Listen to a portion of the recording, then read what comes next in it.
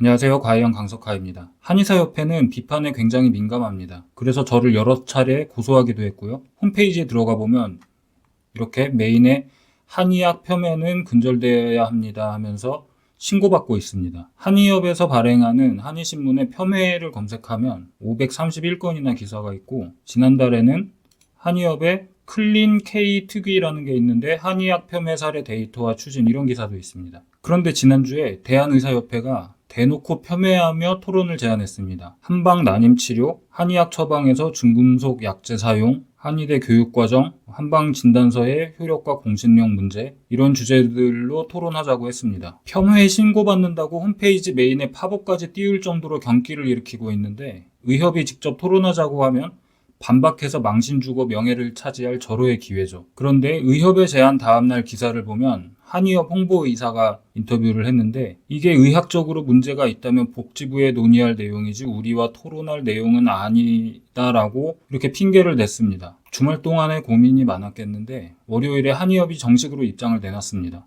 대선 후보를 끼고 토론하자고 합니다. 대선 후보들이 바빠서 안 나올 거라고 기대하고 빠져나갈 핑계를 만든 것 같죠.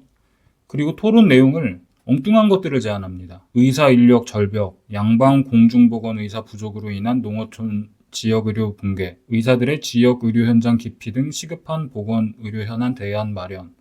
모두 자기들한테 의사 권한도 달라는 소리인데 전부터 끈질기게 졸라대고 있습니다. 한방 난임 지원 사업이 효과성이 입증돼 지원하고 있다고 하는데 거짓말이죠. 입증한 근거 가지고 나와서 토론해보면 거짓말인지 아닌지 알 수 있겠습니다. 한의사들이 죽인 태아가 몇천 몇만 명 될 것 같은데 얼마나 되는지 토론에서 따져보면 좋겠습니다. 한약재 품질 관리를 하고 있다는 말은 반은 맞고 반은 틀린 말인데, 의협 제안은 한약재 자체가 수은, 비소, 납 같은 중금속을 포함한 게 있는데 그런 걸 환자한테 쓸 정당성이 있는지 토론하자는 이야기입니다. 최근에 납중독 학생이 발견돼가지고 이런 얘기가 나오게 됐습니다. 그 학생 진료한 한의사가 적어준 처방전을 보면 주사라고 황화수은 한약재까지 먹이고 있었습니다. 그리고 얼마 전에 한의사들이 실손보험 한 방도 보장해달라고 국회 토론에 제안했는데 원점부터 생각해볼 필요가 있습니다. 다른 나라에서는 근거 없는 대체요법으로 여겨지는 침, 뜸, 부항과 한방 진료를 건강보험 보장해주고 있는데